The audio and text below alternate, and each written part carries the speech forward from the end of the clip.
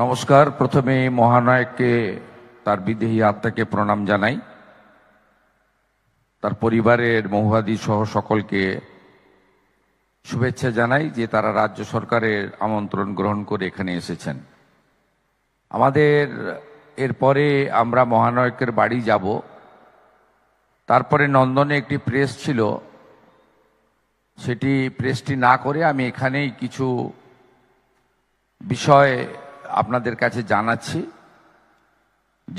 যেটা মহানায়কের যারা অসংখ্য লক্ষ লক্ষ গুণগ্রাহী রয়েছেন এবং বিশেষ করে সাংস্কৃতিক জগতের ব্যক্তিরা রয়েছেন যারা এখনো মহানায়ককে আদর্শ করে চলেন বা চলতে চান, তাদের জ্ঞাতার্থে আমার সাথে এই এলাকার লোকপ্রিয় বিধায়ক, কৃতি শিক্ষাবিদ, রাজ্য সরকারের অর্থ দপ্তরের মাননীয় মন্ত্রী ডক্টর স্বপন দাশগুপ্ত আছেন, রাজ্যের শিল্প বাণিজ্য মন্ত্রী, এই রাজ্যের একজন প্রতিষ্ঠিত রাজনৈতিক ব্যক্তিত্ব তাপস রায় রয়েছেন, আমাদের তথ্য সংস্কৃতি দপ্তরের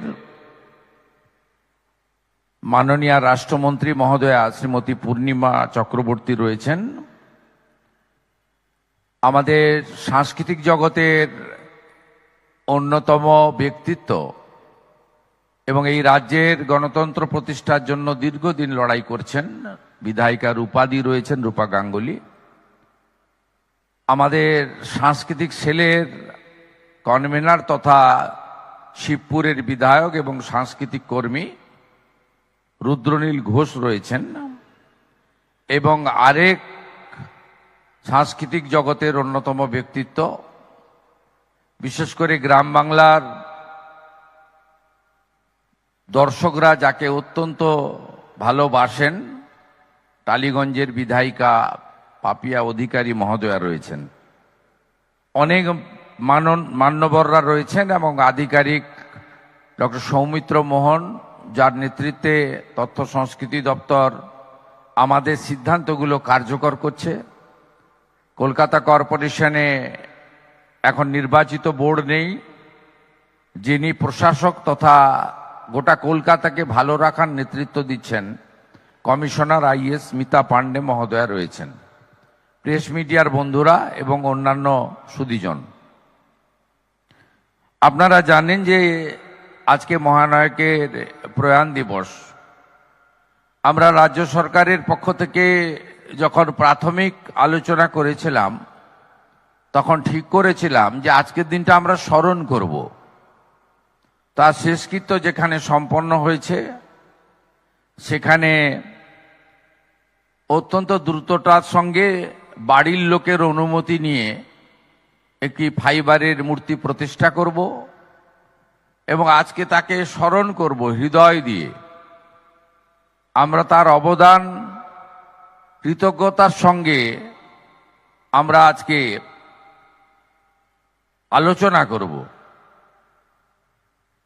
এবং আমরা প্রকৃতপক্ষে মহানায়কের আবির্ভাবের দিনটি খুব বড় করে উদযাপন করব, কারণ সেদিন তিনি আমাদের এই ধরাধামে আবির্ভূত হয়েছিলেন, তার জন্মদিবস। এবারে ৩রা সেপ্টেম্বর শতবর্ষ। ইতিমধ্যে অনেক সাংস্কৃতিক কর্মী আমার সঙ্গে নবান্নতে দেখা করেছেন। আমাদের সঙ্গে যে 4 জন বিধায়ক রয়েছেন যারা সাংস্কৃতিক জগতের সঙ্গে যুক্ত, তারাও আমাকে নানা প্রস্তাব দিয়েছেন। এর বাইরেও যারা মহানায়ককে ভালোবাসেন, এই বাংলার চলচ্চিত্র জগতের হৃত গৌরবকে ফিরিয়ে আনতে চান এবং সম্পূর্ণ রাজনীতি মুক্ত আমাদের আগের গরিমা আরো সুন্দর করে তুলে ধরতে চান, আমার পাশে থাকা আমাদের সাংস্কৃতিক আন্দোলনের অন্যতম কর্মী তিনি স্মিত হেসে আমাকে সমর্থন জানাচ্ছেন। আমরা অনেকটা পিছিয়ে গেছি, আমরা অনেকটা ভুল করে ফেলেছি। এই জায়গা থেকে আমাদেরকে বেরিয়ে আসতে হবে, এসে সুন্দর করে গড়তে হবে। আমি রাজ্যের মুখ্যমন্ত্রী হিসেবে অনেকগুলো দপ্তরের সাথে তথ্য সংস্কৃতি দপ্তরের পূর্ণ মন্ত্রকের দায়িত্বটা হাতে রেখেছি। বোন পূর্ণিমা আমাকে সহযোগিতা করছে। আমি আপনাদের জ্ঞাতার্থে কয়েকটি সিদ্ধান্তের কথা ঘোষণা করে আমার কথা শেষ করব। আমরা 3রা সেপ্টেম্বর থেকে 6ই সেপ্টেম্বর মহানায়কের জন্ম দিবসের শতবর্ষ পালন করার সিদ্ধান্ত নিয়েছি। তার প্রস্তুতি ইতিমধ্যে হবে এবং এই সময়কালে আমরা অনেকগুলি কাজ করব। তার মধ্যে মহানায়কের নামাঙ্কিত একটি ফিল্ম সেন্টার কলকাতাতে তৈরি করার সিদ্ধান্ত হয়েছে। আর কলকাতা পৌরসভা পরিচালিত উত্তম মঞ্চ তাকে সংস্কার এবং আধুনিকীকরণের দায়িত্ব আমরা নিয়েছি। বাকি আমি নিজে পৌরোহিত্য করে লন্ডনে বা রবীন্দ্র সদনে একটি বড় মাপের প্রস্তুতি সভা করব, যেখানে মহানায়কের শতবর্ষ পালনের জন্য একটি প্রস্তুতি কমিটি হবে এবং সেই কমিটির পরামর্শ মেনে আমরা এগোবো।